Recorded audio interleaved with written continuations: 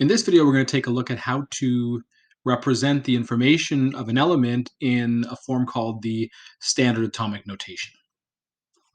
So just a quick recap, remember that you can look at a periodic table and determine the atomic number and the mass numbers or average atomic mass, looking at the element in question. So here we can see the atomic number for oxygen is 8 and the atomic mass is 16. Atomic number tells you the number of protons and electrons.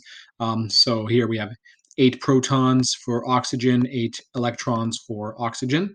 And that means that our atom is neutral because the negatives cancel the positives out. There's the same number of negatives and positives. And we'll deal with when we don't have neutral atoms later.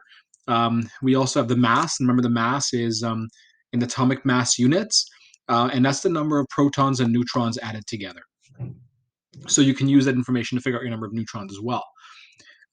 So we can represent this information within this square using another method called the standard atomic notation. This here is the standard atomic notation for an element. What you do is you essentially take the information from the square. So I'm going to do that over here. I'm going to go into the periodic table, and we're going to take a look at oxygen. Its atomic number is 8. Its mass is 16. I've just rounded here.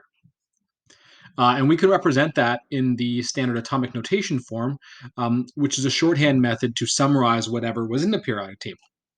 So to do that, what we do is you write the element symbol. And what we do is we put on the top left the mass. So notice how it was at the bottom of the square. Well, now it's going at the top left here. And at the bottom left of the symbol, the atomic number. So this is a standard atomic notation general formula. You put your symbol over here, you put your mass over here, and you put your atomic number over here. A is your mass, Z is your atomic number. Everything means the same thing. This is still your mass, so still your protons and neutrons. This is your atomic number, so your number of protons, and in a neutral atom, also your number of electrons. So if I gave you the standard atomic notation for an element, you should be able to figure out the number of protons, electrons, and neutrons based on the way it's written and based on the format. So for example, if I was looking over here, we could tell that this element is carbon, first of all, because of its symbol, C. But we could also tell a few other things about it. We'd have its atomic number is 6, which is the number of protons, also the number of electrons. And we could tell that its mass is 12, which means that if you want to find the number of neutrons, you'd simply do 12 minus 6 is equal to 6 neutrons.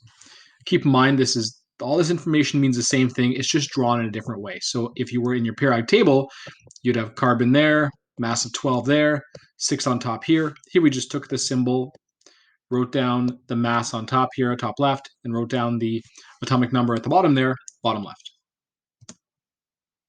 So these are just the instructions for how you would go about to write the standard atomic notation. Symbol, top left will be the atomic mass, and then bottom left will be the atomic number. Everything represents the same information that it would represent in the periodic table, just drawn differently. So if I were to give you, let's say, lithium standard atomic notation, using these numbers, you could figure out electrons, protons, and neutrons. So lithium has, for a number of electrons, we look over here, 3 electrons.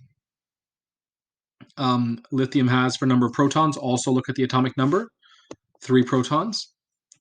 And lithium has, for number of neutrons, well, the mass is 7. So mass is equal to protons plus neutrons. So mass is equal to 7, and there's 3 protons. The rest must be neutrons. So what plus 3 gives you 7? Well, 4. Or you could do n is equal to 7 minus 3, which is 4. So 4 neutrons for lithium.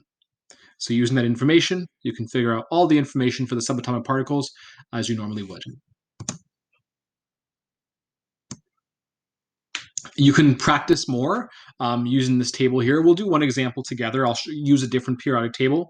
So let's go to the periodic table that we typically use for the course. So let's go over here. We'll just do the magnesium example together here. So magnesium, on top there we have 12 for the atomic number and 24.31 for the mass number. So 24.31 for the mass number. So let's remember that. So mass number was 24.31 0.31. For calculations of protons, electrons, neutrons, I'm just going to round down or round up, depending on what's appropriate. In this case, 0.31, I round down to 24. Our atomic number was 12. And so based on the atomic number, we know there's 12 protons, 12 electrons. And for the number of neutrons, we do our mass minus our atomic number, 12, which means 12 neutrons as well. For the standard atomic notation, we simply take the information from the square. So the symbol is magnesium. We put the mass on top here.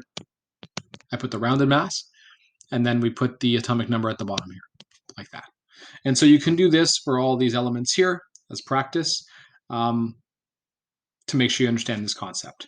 Let's do one more that we haven't done. We've already done oxygen and lithium to some degree on the previous pages. Let's do nitrogen. So you can try it yourself, pause the video, and then come back and see your answer. For nitrogen, we have N7 and 14.01 for the mass. So let me remember that. So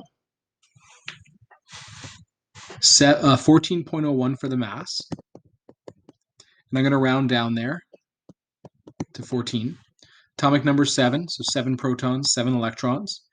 We do 14 minus 7 for the number of neutrons, which is 7 neutrons. For our standard atomic notation, we have N, 14, and then 7.